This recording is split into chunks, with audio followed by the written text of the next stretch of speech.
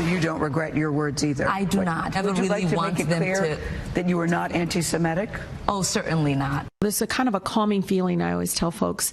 When I think of the Holocaust and the tragedy of the Holocaust, it was my ancestors, Palestinians, who lost their land and some lost their lives.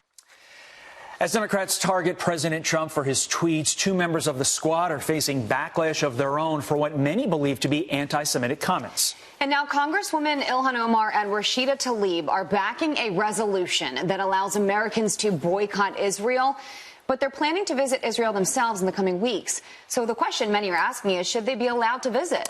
Joining us live to weigh in, former mayor of Shiloh, Israel, and author of Trump and the Jews, David Rubin. Sir, thanks for being here. Before we get to the ultimate question of why we have you on today, should they be allowed in, I just want to get your thoughts on, you have Tlaib talking about the calmness of the Holocaust. You have Ilhan Omar making the most ironic and impossible, incompatible comparison in the history of comparisons, comparing Israel, composed of Jewish people, and Nazi Germany. You know, what do you make of all this? Well, I prefer not to get into name-calling. I really like to look at the facts. Okay? Rashida Tlaib does not know what she's talking about, or she's being very insincere. During the Holocaust, the Sheikh of Jerusalem, the leader, the supreme leader of all of the Arabs in the land of Israel, Sheikh Faisal al-Husseini, met with Adolf Hitler, met with Adolf Eichmann, and encouraged them to create concentration camps in the land of Israel, that they were then calling Palestine. This is the fact, and that is not what's being said here. So it disturbs me very much. I also find the comparison between Nazi Germany and concentration camps and immigrant camps on the border absolutely obscene. Those illegal immigrants are not escaping anything resembling a Holocaust or any kind of slaughter. 6 million Jews were slaughtered during the Holocaust. I would like to hear Mrs. Tlaib and her cohort, Ilhan Omar, speak a little bit about that. Sir, what do you think about this boycott that they're pushing for, if you will? And do you think that they should be allowed to visit, I mean, with everything that's going on, everything that they've said, all the comments that they've made? Well, we have a law in Israel that was passed a short time ago that says that no one who works for and supports the boycott of Israel should be allowed into the country. That's what they call the BDS, the boycotting of Israel. I absolutely do not think they should be allowed in the country. I don't think they should be given a platform.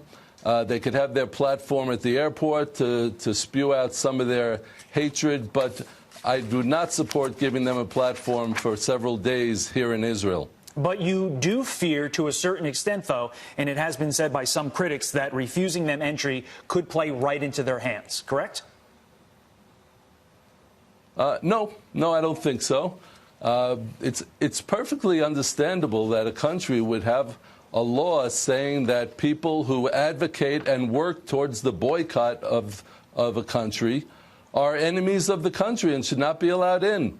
The United States doesn't allow enemies of the United States to come in, avowed enemies, public enemies that work legislatively to boycott the United States. I don't think that Israel should have to do that either, and I'm certainly not ashamed to say it, and I am not in favor of giving them a platform. Before we let you go, I'm wondering what's the reaction over there? The reaction to the words of Ilhan Omar and Rashida Tlaib? Yes. Well, it has gotten some publicity here. Look, we're familiar with anti-Semitism. We're familiar with all the anti-Semitism through history. It's very, very disturbing to see it in the Democratic Party, the party of Harry Truman that was once very pro-Israel. And I have to tell you that, what disturbs me even more than Tlaib and Omar and the things that they say against Israel and against the Jews, What disturbs me even more is the silence of the leadership of the Democratic Party. I would like to know where Chuck Schumer is. He's kind of gone into hiding ever since these women have been so outspoken. All right. David Rubin, thank you so very much for your time. Obviously, this is such a talker here in the States and certainly is making its way overseas. Thank you for your time.